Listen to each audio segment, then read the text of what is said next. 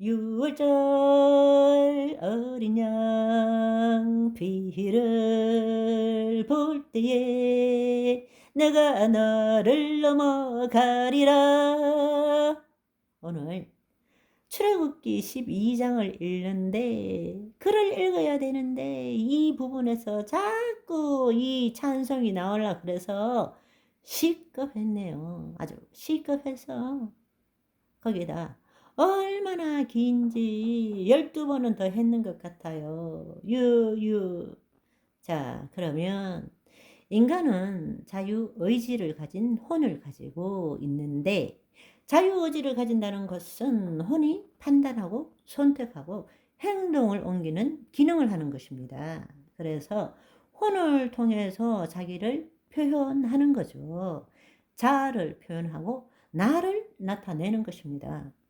하나님께서 혼을 창조하실 때 자유의지를 주셨고 심지어는 하나님을 거역할 수 있는 자유의지를 주신 것입니다.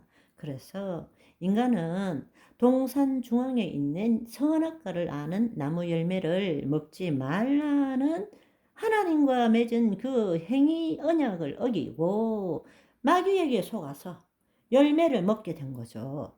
그래서 먹음직도 하고 보암직도 하고 지혜롭게 함직도 하고 해서 그걸 먹어버렸습니다.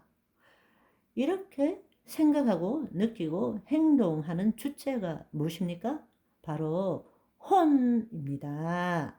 우리 혼이 자유의지를 가지고 하나님을 거절했기 때문에 하나님께서는 그 영이 인간으로부터 떠나게 하신 것입니다. 그래서 우리가 영적 죽음 속에서 살아가게 된 것이죠. 그런데 여기서 중요한 사실은 하나님의 영이 떠났다라는 말을 우리가 정확하게 이해해야 합니다. 중요한 사실은 하나님의 영이 떠났기 때문에 인간이 영이 없는 존재가 아니라는 것입니다. 하나님의 영은 떠났지만 인간의 영은 그대로 남아 있다라는 것입니다. 그렇지만 본래의 기능을 하지 못하는 영이 되는 것이죠. 이것을 설명하기 위해서 쉬운 예를 한번 들어보면 하나님께서 우리와 생명적으로 연결되기 위해서 전깃줄을 놓고 전류를 흘렸다. 이렇게 생각해 봅시다. 그런데 하나님의 영이 떠났다는 것은 더 이상 전기 공급이 없다는 것입니다. 그럴 때에 전선은 남아 있습니다. 단지 전선에 전류가 흐르지 않는 것이죠. 하나님께서 우리에게 생기를 불어 넣어서 생혼이 되었습니다.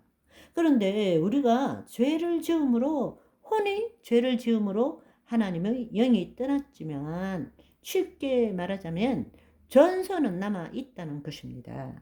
그러나 그 전선은 있기는 있되 하나님이 만드신 본래의 기능을 하지 못하는 것이죠. 하나님의 측면에 있어서 그 하나님의 생명이 들어오지 않기 때문에 우리는 죽은 자가 되는 것입니다. 하나님의 영이 없는 영은 본래의 기능을 하지 못하게 되고 그 영은 마귀의 직간접적인 영향을 받게 되는 것이죠. 그런데 우리가 죄를 지음으로써 그 하나님의 영이 떠나버렸다. 우리 인간에게는 영이 있지만 본래의 기능, 하나님의 생명은 없다라는 것이죠. 고린도전서 2장 11절도 보시면 사람의 일을 사람 속에 있는 영 외에는 누가 알리요? 이와 같이 하나님의 일도 하나님의 영 외에는 아무도 알지 못하느니라. 이 말은 우리가 구원을 받았던, 구원을 받지 못했던 인간 속에는 인간의 영이 있다라는 것을 의미하는 것입니다. 따라서 우리가 영, 혼, 몸을 올바로 해석하기 위한 두 번째 키는 하나님의 영이 떠나도 우리 안에는 본래의 기능을 하지 못하는 인간의 영이 존재한다라는 것입니다.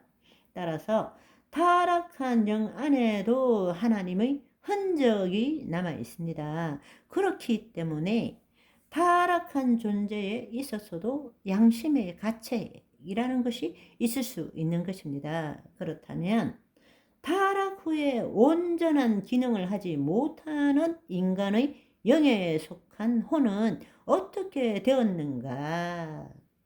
혼은 앞에서 말씀드린 것처럼 살아있는 자아 의식체라고 말했습니다. 자아의 존재, 즉 자신의 본질을 의식하는 것이고 그 본질을 나타내는 것입니다. 인간의 본질은 영이지만 그 자신은 혼으로 표현하는 것입니다. 인간의 본질은 본래 영적인 존재이지만 나를 어떻게 표현하느냐? 혼으로 표현하는 것입니다. 그래서 어떤 생명체를 대표하거나 또 지명하거나 구분할 수 있는 핵심이 되는 것이 바로 혼인 것입니다.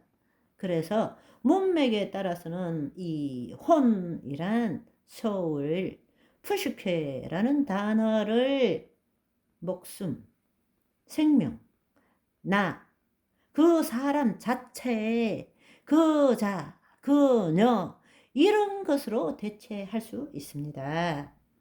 타락 전의 혼은 하나님의 본질을 나타내는 자기 의식체였습니다.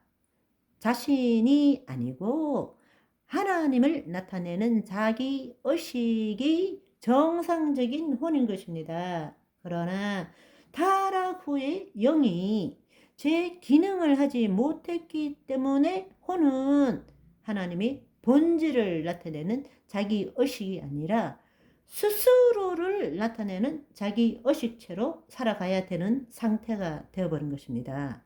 그것이 타락의 결과이죠. 한마디로 말하면 타락한 혼이 된 것입니다.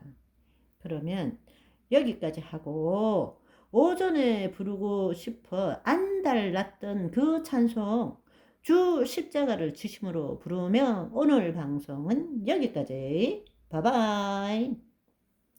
주 십자가를 지심으로 죄인을 구속하셨으니 그 피를 보고 믿는 자는 주의 진노를 면하겠네.